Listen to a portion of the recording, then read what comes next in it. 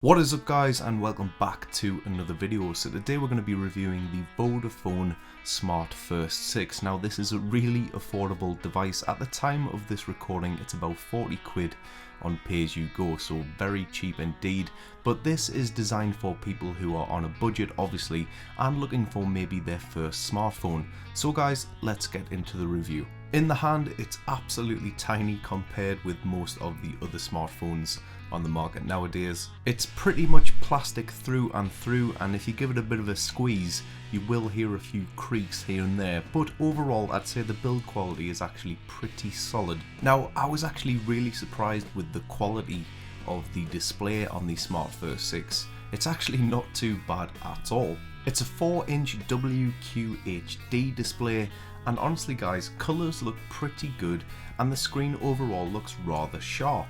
But certain viewing angles do bring a negative to the Smart First 6, as well as its attraction to fingerprints. I found when using the Smart First 6 it could be a little sluggish at times when opening applications and just general browsing within the phone, and that did become a bit frustrating at times. It's running Android 4.4.2 KitKat like most other smart Vodafone devices, and for the most part guys it does it very well. Now using this phone on a day-to-day basis, honestly guys, it was a bit difficult for me because I'm so used to having a 5-inch screen and a much larger device overall. So when it came to using the on-screen keyboard for texting and stuff like that, it was pretty difficult and really quite narrow for me to get my thumbs in there and form a sentence. So if you're a man or woman with large hands, this probably is not going to be the phone for you. It kind of reminded me of when I used to use my iPhone 4S. Viewing video and consuming media on the Smart First 6,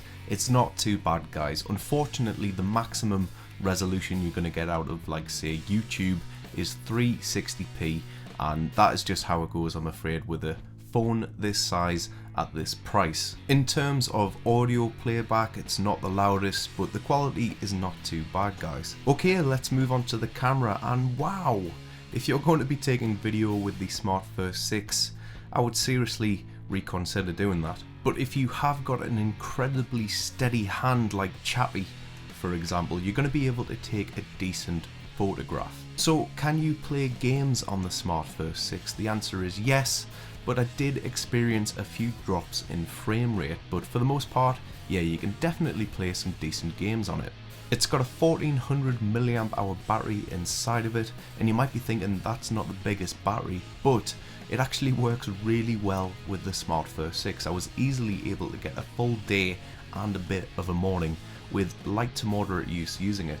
And the call quality was absolutely fine. One of the biggest negatives for this phone is the fact that it's only got 4 gigs of internal memory, and to be honest with you guys, when you get it, it's not even that. It's taken up a lot by the OS itself. You do have the option to install a micro SD card slot in there, but it still irritates me. But I do actually think this would be a good choice for somebody on a budget, and even a kid. A parent could get this for their kid, it would be a good choice.